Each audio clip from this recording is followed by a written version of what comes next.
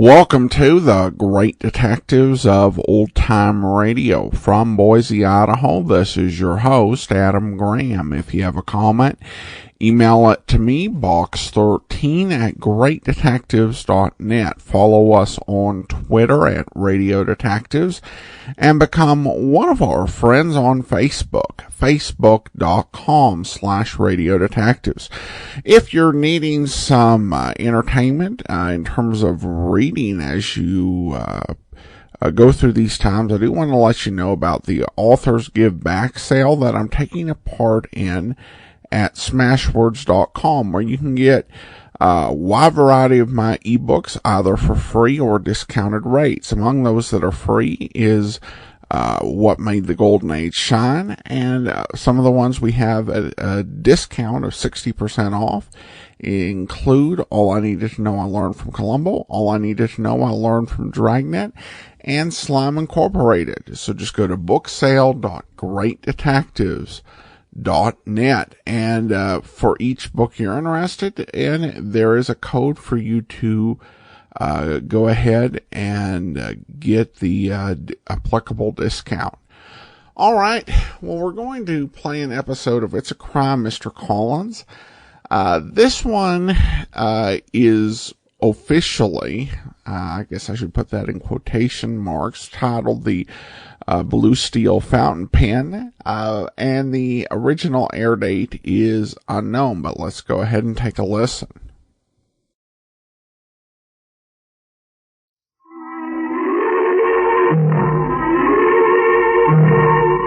It's a crime, Mr. Collins. It surely is. After all, if you've got to keep your husband from going back to an old flame, you're not going to let anything like a double murder stand in the way. Now, are you? By the way, this is Gail Collins, wife of the famous detective speaking. And I'll be back in a minute to set the stage for our puzzling crime. It's a crime, Mr. Collins. What's all this about a double murder, Gail? Well, Jack, I'm not so sure it wasn't a treble murder, but we'll settle for two. How come? Greg and I had been on a case in Pittsburgh. Mm-hmm. When it was over, having been brilliantly solved by my Greg, who was a dilly of a detective, we had an invitation from an old school chum of Greg's, John Field, president of International Steel. John invited us to drop by and tour his steel plant. Greg and I stood beside John as he led us past the huge boiling cauldrons of hot liquid steel. You make quite a mean kettle of soup in those cauldrons, John. Oh, it's mean, all right, Greg. Some of it's up to 3,000 degrees. Well, now, if you look at that catwalk crossing over your head toward the cauldron... What a view! Look at that catwalk way up. Greg! What? Greg, there's a man up there! Good heavens, he's falling into that cauldron of molten steel. I'll never forget the sight of that man as he fell past the girders, down towards the white, hot liquid. I would have passed out if Greg hadn't grabbed me and carried me outside.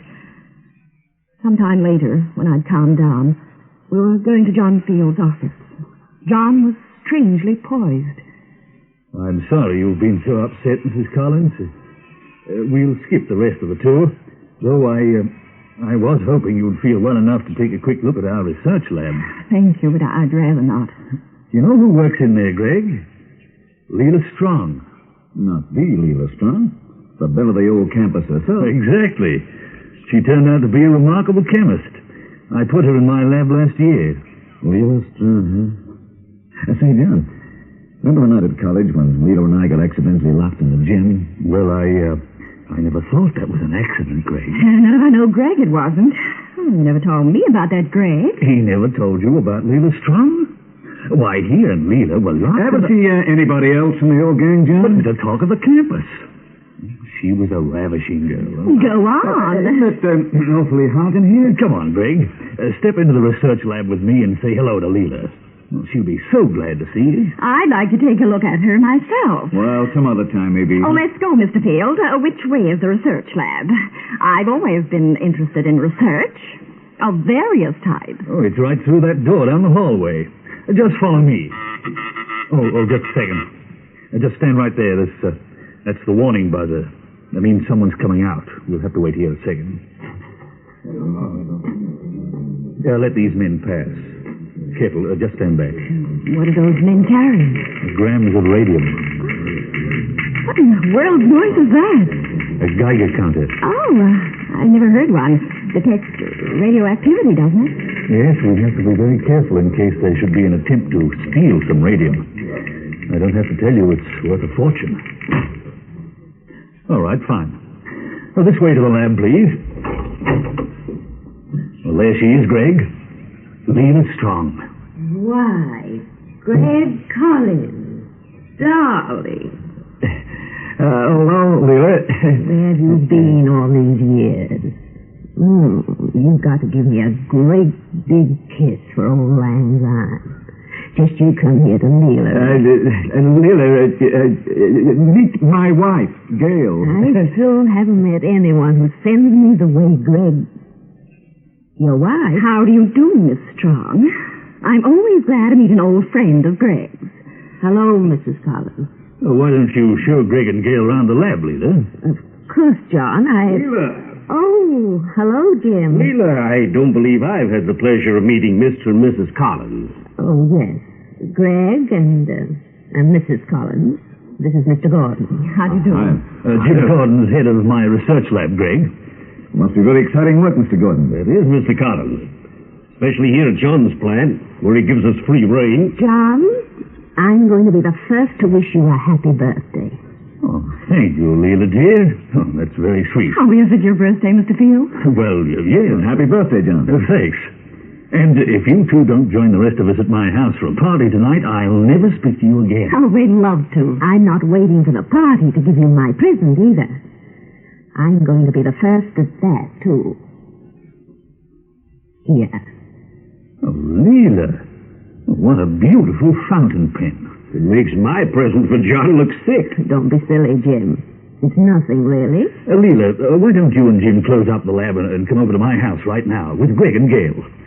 I'll mix my usual perfect cocktails. Oh, no, I couldn't do that, John.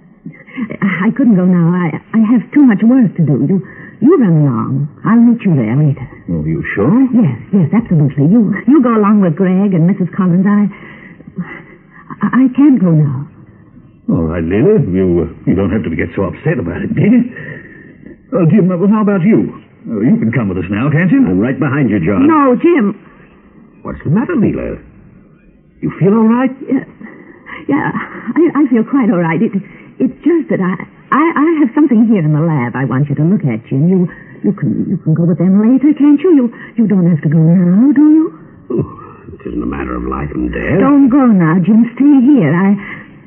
I've got to talk to you. All right, Leela. Just don't excite yourself this way. I'm not excited. Come on, Greg and Gail. We'll see these two later. Bye, Greg. And Mrs. Collins. So long, Leela. See you later. So nice to have met you, Miss Strong. Bye, all. We won't be late. Here's the door, Greg. One of you men open the safety door. Yeah, Mr. Field. Your old slave may be a very glamorous-looking woman, Greg, but I'm afraid she's on the hysterical side. Well, don't you know why? Why? You got a theory? Uh-huh. Because she saw me again. Oh, you conceited. I always have that effect on her. No Geiger counter this time, eh, John? No, Greg. After all, as president of this company, I'm not going to steal from myself.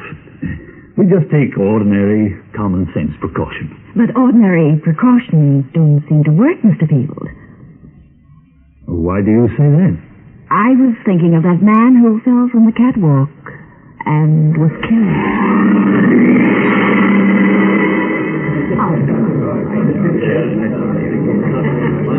Come on, Greg and Mrs. Collins. I want you to meet Dean Kenson. Hello, Leela. Dean Kenson, this is Greg and Gail Collins. How do you do? How do you do? Dean Kenson's head of a little college here in town. Have you heard of the Independence Institute of Technology? It's a formidable name, Mr. Collins, but it's a very modest school. Oh, excuse me. There's the birthday boy. I want to speak to him. John! Oh, yes, Leela? Would you do a favor for me? Could I have that fountain pen I gave you for your birthday? Would you give it back to me? Give it back to you? Well, it's really not the sort of present I wanted to give you, and you'll have a dozen pens already. Oh, but I like it, Leela. I don't expect you to spend a lot of money on a fancy present. Please, John, give me the pen. I want to get something else for you. Don't be silly. You gave it to me and it's all over. It was a darn good-looking pen. Forget it, Leela. Will you please give me back that pen? No. Now, skip it, won't you? John, give me that pen. Oh, not on your life. John, come back here. Leela, why are you so hipped up Let about... go of me, Greg. John, wait. Leela's been rather nervous lately. Look at her, chasing after John up those stairs as though she were playing cops and robbers. She's determined to get that pen back, or knows the reason why. Now, don't be mistaken, my dear. I told you I was not... Greg, it's falling downstairs. What? Oh, Greg. Here, let me see him. Call a doctor, someone.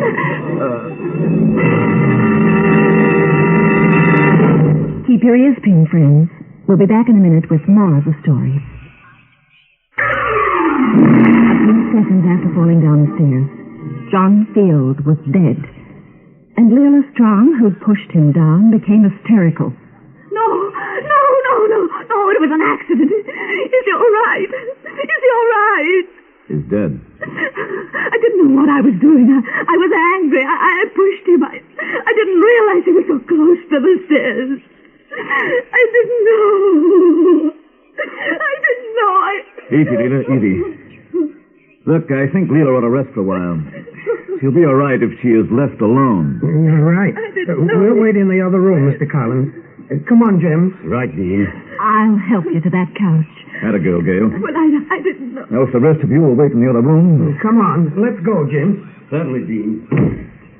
Get her on that couch, Gail. Oh, stand up, Leela. Now, lean on me. That's it. You've got to believe me. I didn't kill him. Lie back, Leela. That's better. I'm going into the dining room. I saw a bottle of vodka there. I'll be right back, Gail. The phone's out here in the hall, too. Convenient. For what? I'm going to phone the police. Oh, no. Oh, just try to control yourself, Leela. You won't help things acting this way. I wouldn't hurt Johnny. I just pushed him. I didn't know. All right, Leela. Now, suppose you just... Oh, the lights. Who turned them out? Greg, come here.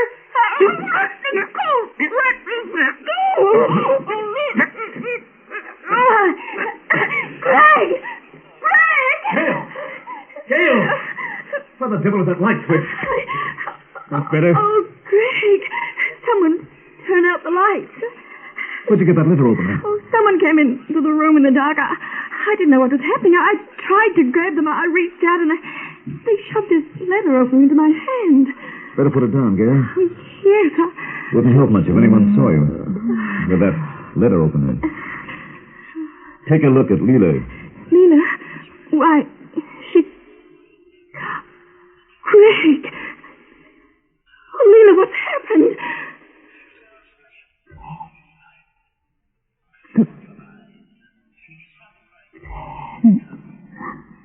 Greg! Is she... Yes, Gail. She's been stabbed in the heart. Oh, Greg! I touched the knife. My fingerprints are on the knife. Steady, Gail. I'd better do a little bit of clue hunting before I let anybody in here. I'll have more junk in this pocketbook. Say, isn't that the top of the pen that Leela gave to John Field? Yeah. There's other fascinating little items in here. What, for instance? Letters. From Dean Kempson to Leela. Dean Kempson? That little man with the glasses? Why, he's the most harmless, innocent... good letters?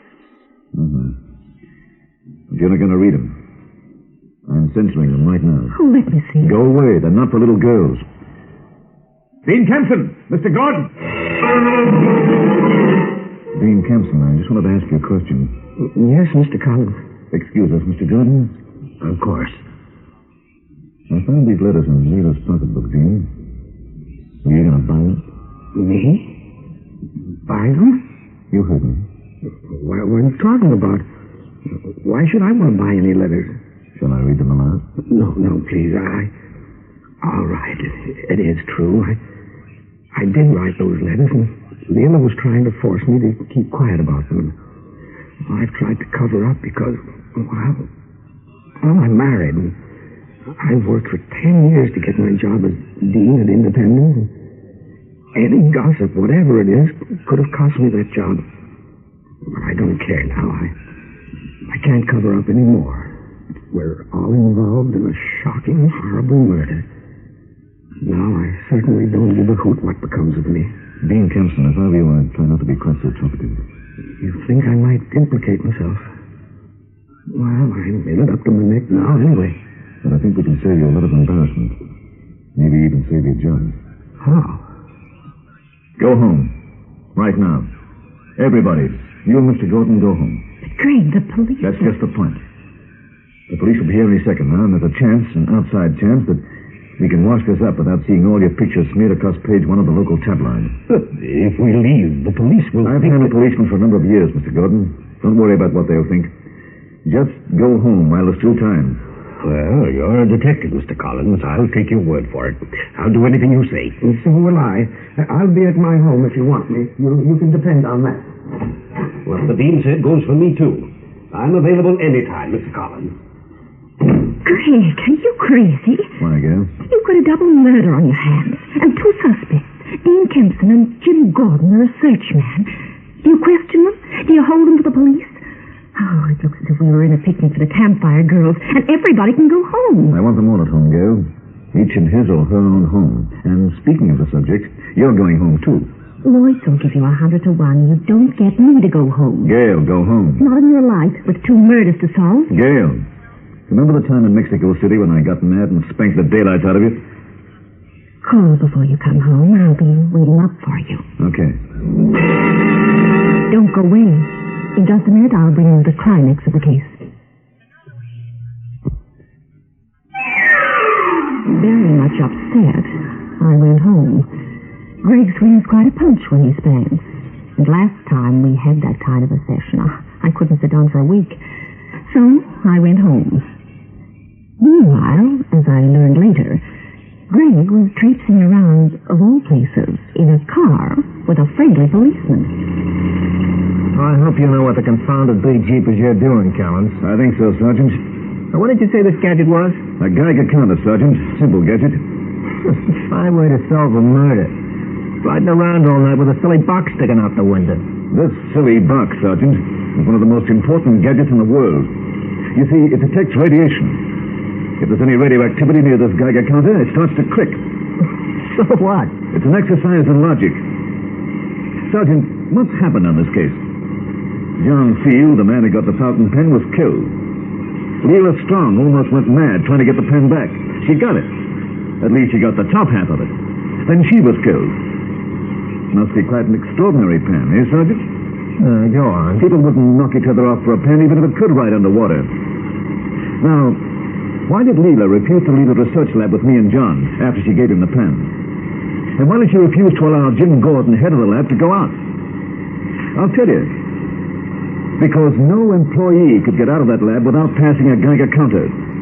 Radium is worth a fortune, you know. Thousands of dollars a gram. Just the sort of thing you'd conceal in a fountain pen if you were feeding it. Oh, I get it now. This tomato Leila Strong decides to get about $100 grand worth of radium out of the lab, so she sticks it in a fountain pen and gives it to the president, knowing that they wouldn't turn that gadget on when the boss walks through the door.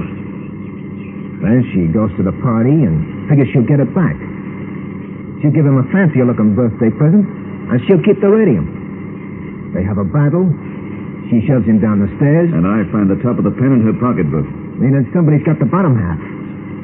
With a fortune in radium inside. Dean Kempson or Jim Gordon? That, Sergeant, is why we are taking this delightfully cool evening ride in the car with a Geiger counter. It can spot radium in a mile area. We're going to pass the home of each suspect. And when the counter starts to click, that's where the radium is. That's the killer. Well, now that I've figured out the whole case, what are we waiting for?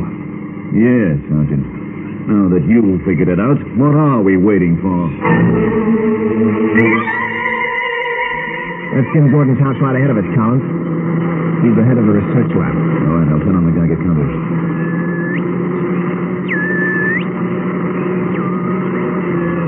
It's on. Now stop the car. It's the Geiger counter clicking. He's our man. Okay. Listen closely, Collins. Anything yet? No. Drive on.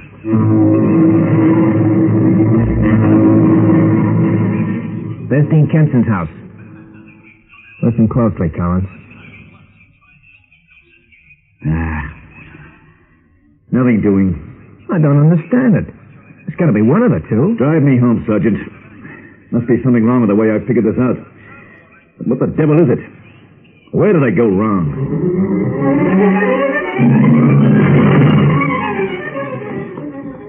Okay, Collins. There's your place. Oh, your wife's got the light on. I bet she's as sore as a pup. You leaving her home while you work out the case. I haven't worked it out, Sergeant. There's something wrong. Holy Aunt Hannah, you hear what I hear? Yeah. The Geiger counter's clicking, but... That means the killer's in your house, Collins. Now, don't tell me your wife took the radio. Don't be ridiculous. Let's go in. Hey, how do you like that gadget? Clicking like crazy. Boy, there's radium in that house of yours, Collins. There's a killer in there, too. With Gail. Oh, Greg. You got here just in time, Collins. We were about to leave. Well, if it ain't Mr. Gordon. Sergeant Greg, thank heavens you're here. It's Jim Gordon. He's the one who stabbed Leela. I think your husband realized that, Mrs. Collins. Now, look, Gordon. Careful, Mr. Collins. You're forgetting something. You've got the other half of that pin, Gordon, with the radium in it. That's just it. I have the radium with me in a needle that was inside the pen. Oh, my arm. Let go of my arm. Mr. Collins, if you or that policeman take one step toward me, I'll put this needle into your wife's arm. I suppose I don't have to be more specific about what would happen if radium is directly injected into Mrs. Collins' arm. Why, you know... I'm leaving now, Mr. Collins. And I'm taking your wife with me, just to be sure my departure isn't interfered with. I'm taking her with me in my car. Of course, if there's any attempt to follow me, I'll be forced to use the radium needle. And I'm also carrying a gun. You've got it all figured out nicely, Mr. Gordon. You've had a good scheme ever since that man fell into the cauldron of hot steel. Was that an accident, or was he wise to the fact that you were trying to steal radium from that lab of yours? He overlooked a wrong conversation, let us say. But it was Leela Strong who finally gave you the real opportunity. She had access to the radium. You must have known radium was missing. And so you went through the same logic I did. When she made a fuss about the pen, you realized Leela had the radium in it. So you stabbed her and stole it. But you were afraid Gail had noticed you in the dark, so you came here to make sure. I'm afraid I haven't any more time, Mr. Collins. That is, we haven't. Your wife and I. My car's outside. Get moving, Mrs. Collins. Let go of my arm. Let him go, Sergeant. Don't try anything. Collins. Let him go, I said. Coming, Mrs. Collins.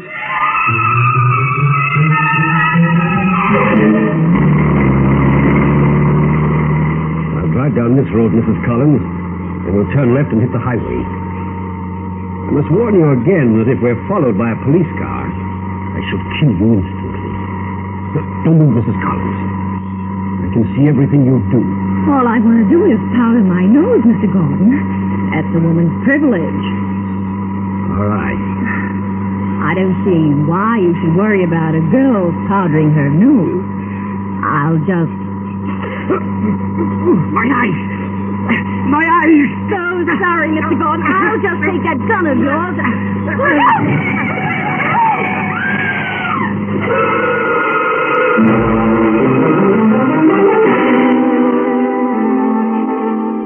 Gail. Gail, darling. Wake up, Gail. Oh, Greg. Where... You're in the hospital, darling. Gordon. Gordon.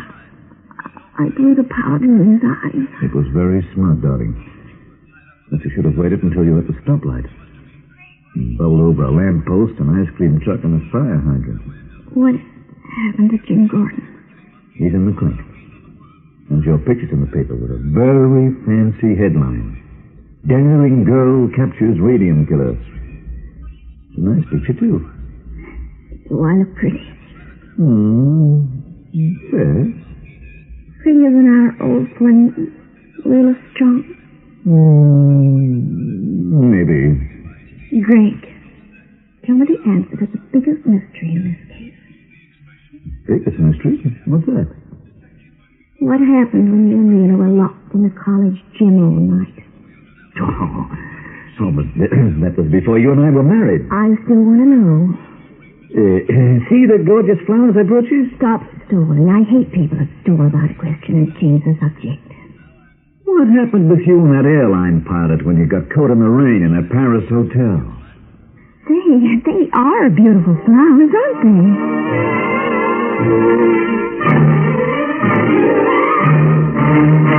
Don't go away. In just a moment, we'll be back with you. Well, folks, we hope you enjoyed our story. Be sure to visit us again next time for another puzzle in murder, for where there is crime and romance, there you'll find Mr. And Mrs. Collins.